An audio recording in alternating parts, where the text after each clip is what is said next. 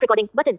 आज Tap to activate. जिस साधना के बारे में हम बात करने जा रहे हैं, दुर्गा माता की साधना, जो 32 नाम जो दुर्गा माता के हैं, उन नामों को हमें जाप करना है।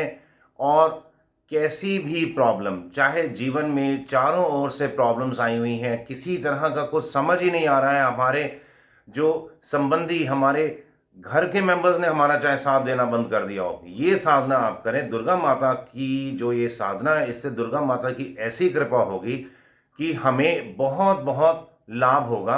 पहले दिन से ही कुछ ना कुछ रिलीफ मिलना स्टार्ट हो जाएगा। कब तक करनी है साधना? जब तक हमें पूरी तरह से आश्वस्त ना हो जाए कि हमारी सारी प्रॉब्लम्स अब खत्म हो चुकी हैं। सबसे पहले हम बात करते हैं कि दुर्गा माता के जो 32 नाम है। दुर्गा, दुर्गति शमनी, दुर्गा फतो निवारणी, दुर्ग मच्छेन्नी, दुर्ग साधनी, दुर्ग नाशनी, दुर्ग दो द्वारणी, दुर्ग नियंत्री, दुर्ग महापा, दुर्गम ज्ञानदा, दुर्ग दैत्य लोक दवानला, दुर्ग माँ लोका, दुर्ग मात्म स्वरूपनी, दुर्ग माँ प्रदा, दुर्ग विद्या, दुर्ग माश्रिता, दुर्गम ज्ञान संस्था नाम, दुर्गम ज्ञान वासनी, दुर्ग मोहा, दुर्ग मगा, दुर्ग माँ स्वरूपनी, दुर्ग माँ सुर सहंत्री, दुर्ग माँ उद्धारणी, दुर्ग मांगी, दुर्ग मता, दुर्गम्या, दुर्ग महेश्वरी, दुर्ग भीमा, दुर्ग भामा, दुर्ग भा, दुर्ग धारणी। ये 32 नाम हुए दुर्गा माता के। अब इन जो 32 के 32 नाम हमें का जाप करना है। कैसे जाप करना है? कभी भी कहीं पर भी आपने बैठना है, ब्रह्म मुहूर्त हो तो सबसे अच्छा।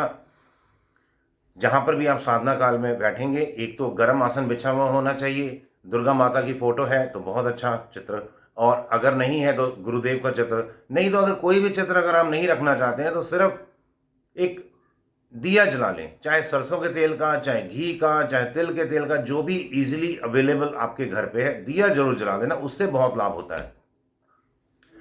अब जब हम दुर्गा माता की साधना कर रहे होते हैं तो सबसे पहले तो हमने दिया जला लिया, चित्र रख लिया। चित्र नहीं है तो कोई ज़रूरत नहीं है, क्योंकि हमने पूरी श्रद्धा से करना है।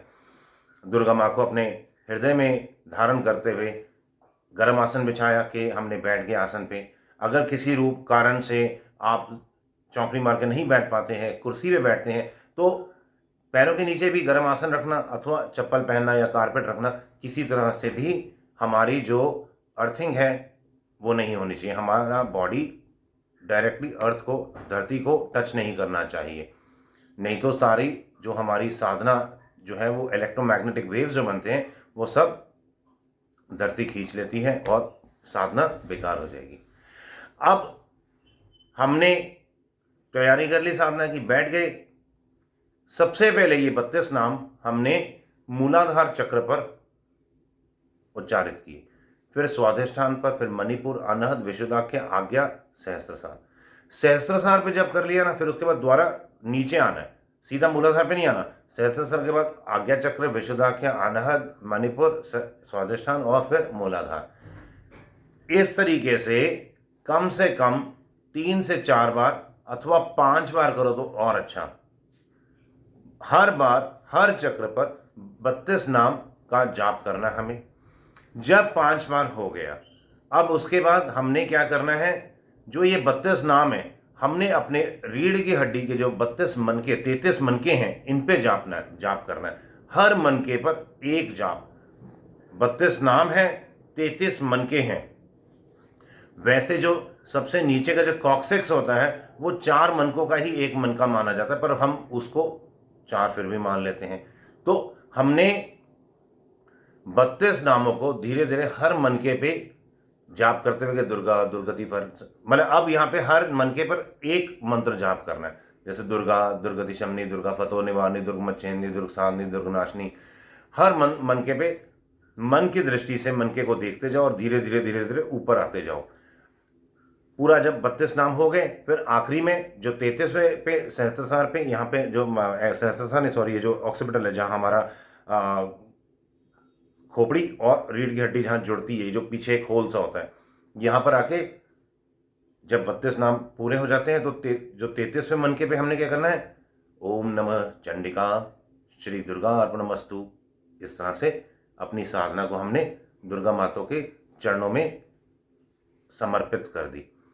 और जो ये रीढ़ की हड्डी पे जो हमने जाप करना है, ये भी 5 बार करना है। हर बार नीचे से ऊपर आना है।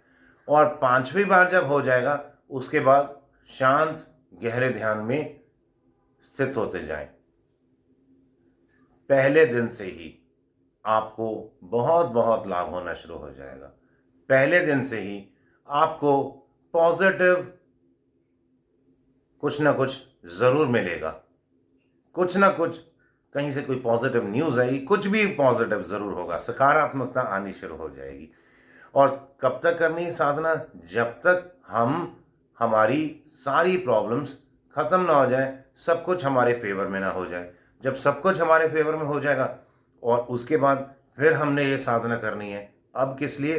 कि अब हम ज़्यादा से ज़्यादा साधना करें, ज़्यादा से ज़्यादा पॉजिटिविटी, ज़्यादा से ज़्यादा सकारात्मकता बढ़ाएं, जिससे हम भोग को भोगते हुए ईश्वर के साथ योग करते हुए मोक्ष की प्राप्ति करें।